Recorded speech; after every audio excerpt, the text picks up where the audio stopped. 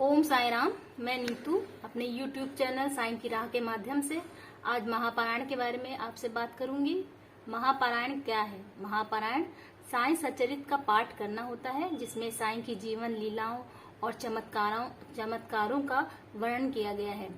इस पुस्तक को साईं बाबा के परम भक्त श्री गोविंद राव रघुनाथ दाभोलकर अर्थात हेमाड़ पंत ने बाबा से आज्ञा लेकर संकलित किया था।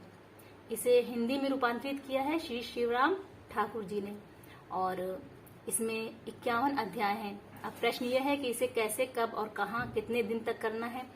तो इसका कोई निश्चित समय नहीं है, आप किसी भी समय इसे कर सकते हैं। आप सवेरे पूजा करते समय कर सकते हैं, शाम की पूजा के वक्त भी पढ़ सकते हैं। ऐसा जरूरी नहीं कि आप मंदिर में या मूर्ति के सामने बैठकर ही पारायण करें। आप किसी भी समय जब आपका मन शांत हो, ताकि आप पूरी शक्ति और भक्ति के साथ साईं सच्चिदानंद का पाठ कर सके, क्योंकि पारायण करते समय साईं के प्रतिभाव और श्रद्धा का होना बहुत जरूरी है। इसे हम हफ्ते में एक दिन भी या रोज भी कर सकते हैं, दिन में 2 बार भी कर सकते हैं। 1 या 2 या इससे अधिक भी अध्याय हम एक ही दिन में पढ़ सकते हैं। साईं को प्रसन्न करने का ये सबसे अच्छा माध्यम है। जो कोई साईं पारायण नहीं पढ़ सकते हैं तो वो इसे सुन भी सकते हैं। और ये आप जानते हैं कि 15 अक्टूबर 2021 इस बार महासंयोग है, जिसमें साईं जी ने महासमाधि ली थी 1918 में। और कल का दिन 15 अक्टूबर 2021 को भी दशहरा भी है और साईं जी का महासमाधि पर्व भी है। तो आप लोग इस दिन से, अगर आप चाहें तो इस दिन से महापारायण का पाठ शुरू कर सकते हैं। और महापारायण, और क्योंकि कल साईं समाधि दिवस भी है, तो आप लोग इस पर जो भी मतलब आप लोग की जैसे भी भाव है, अगर आप पारायण करना चाहते हैं, चालीसा करना चाहते हैं, तो वो आप स्टार्ट कर सकते हैं। बहुत अच्छा दिन माना गया है इसे। और ऐसा माना गया है कि जैसा कि हम सब जानते हैं कि 15 अक्टूबर 2021 को भी साईं की महासमाधि का दिवस है और साथ ही दशहरा भी है। और ये महासंयोग 103 वर्ष के बाद पड़ा है। हालांकि साईं जी ने महासमाधि ली थी 1918 में, लेकिन साईं आज भी जीवित हैं, क्योंकि ऐसे ऐसे चमत्कार हुए हैं। साईं भक्तों के साथ वो जानते हैं कि साईं हम उनके हमेशा आस पास रहते हैं। जब भी उन्हें साईं की जरूरत होती है, बाबा उनके पास जरूर होते हैं।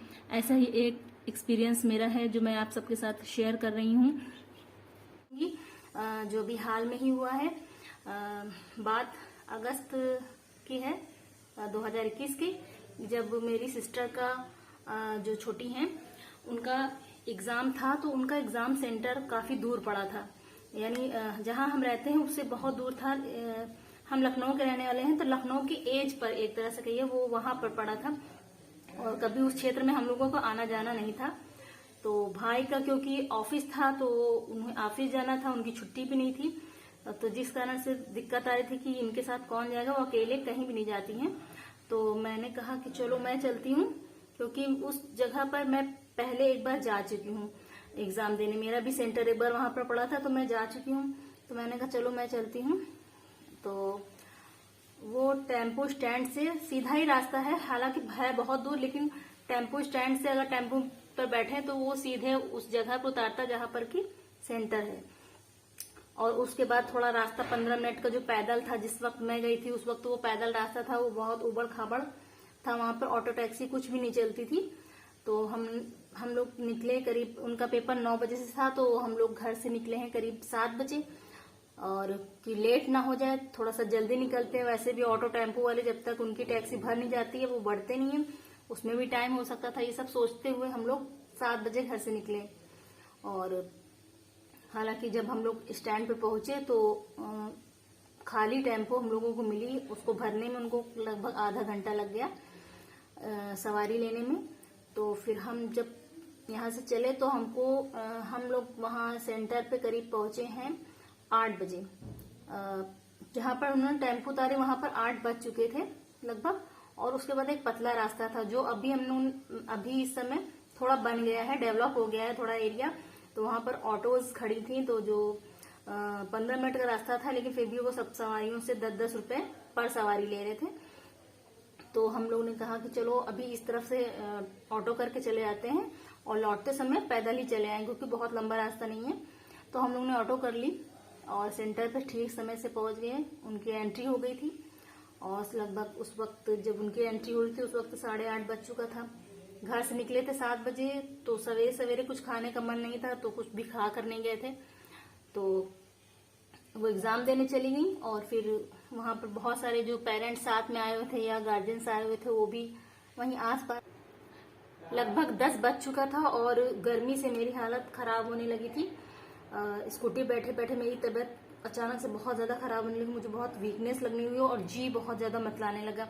एक उपकाई के साथ जो उल्टी सी फील होती है वो मुझे फील हो रही थी कि उल्टी होना ही होना, मतलब ऐसी उल्टी मुझे फील हो रही थी कि जब तक वो होगी नहीं मुझे चैन नहीं मिलेगा। और वीकनेस इतनी ज्यादा हो गई थी जैसे बॉडी में जान न रह गई, मुझे लग रहा था मैं अगले पल गिर जाऊंगी। मैं फिर सामने एक मकान था जिसमें एक सीढ़ियां बनी हुई थी, मैं वहां उन सीढ़ियों पर थोड़ी देर के लिए बैठ गई, लेकिन मुझसे बिल्कुल भी मैं अपने आप को कंट्रोल नहीं कर पाई थी, बहुत ज्यादा वीकनेस लग रही थी। और उल्टी का तो ऐसा था कि एक उक्काई के साथ लग रहा था कि बस मैं उलट दूंगी, उल्टी मेरी हो ही जाएगी, इतनी ज्यादा मेरी तबीयत खराब हो रही थी। और मुझे लगा कि अगर मुझे कुछ समय के लिए लेटने को नहीं मिला तो मैं वहीं पर बेहोश हो जाऊंगी, ऐसी मेरी हालत हो रही थी गर्मी की वजह से। और बगल में ही जो एक शॉप थी, मुझे नहीं पता था किस चीज की शॉप है, मुझे लगा कि अब मैं गिरने वाली हूँ, मेरी तबीयत इतनी ज्यादा खराब हो रही थी। तो मैं किसी तरह से मैंने हिम्मत करी और उस शॉप की तरफ बढ़ते हुए मैं बढ़ी और उसमें एक शायद हेल्पर थे वहाँ के, मैंने उनसे कहा कि मुझे प्लीज अपने शॉप में आने दीजिए, मुझे मेरी तबीयत बहुत खराब हो रही गर्मी की वजह से। तो उन्होंने कहा ठीक है। वो बोलते इससे पहले कि ठीक है, मैं उनके शॉप के अंदर जा चुकी थी क्योंकि मेरी हालत बहुत खराब हो रही थी, मुझे लेटना ही था। और मैं लेटना तो नहीं चाह रही थी लेकिन मेरी तबीयत इतनी ज्यादा खराब थी कि मुझे लेटे बगैर मेरा काम ही नहीं होना था। मैं उनकी शॉप के अंदर चली गई, वो उसके जब मैं शॉप के अंदर चली गई तब वो पीछे से बोले ठीक है। और मैंने उनसे पूछा भी नहीं कुछ, मैं वहां पर एक बेंच पड़ी हुई थी, मैं उस पर बैठ गई।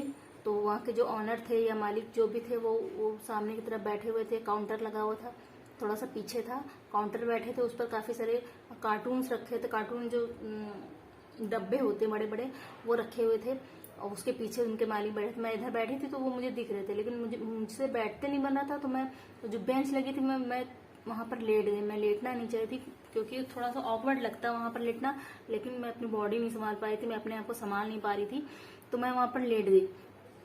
अब वो उन्होंने देखा तो उन्होंने जब इस तरफ देखा होगा तो शायद मैं नहीं दिखे, तो वो बोले क्या मैडम आप लेटी हैं? तो मैंने कहा हाँ भैया मेरी तबीयत मुझे बहुत खराब लग रही है, अब मैं लेट गई। उन्होंने कहा अरे मैडम ऐसा मत कीजिए, और शॉप है तो आप प्लीज उठ के बैठ जाइए।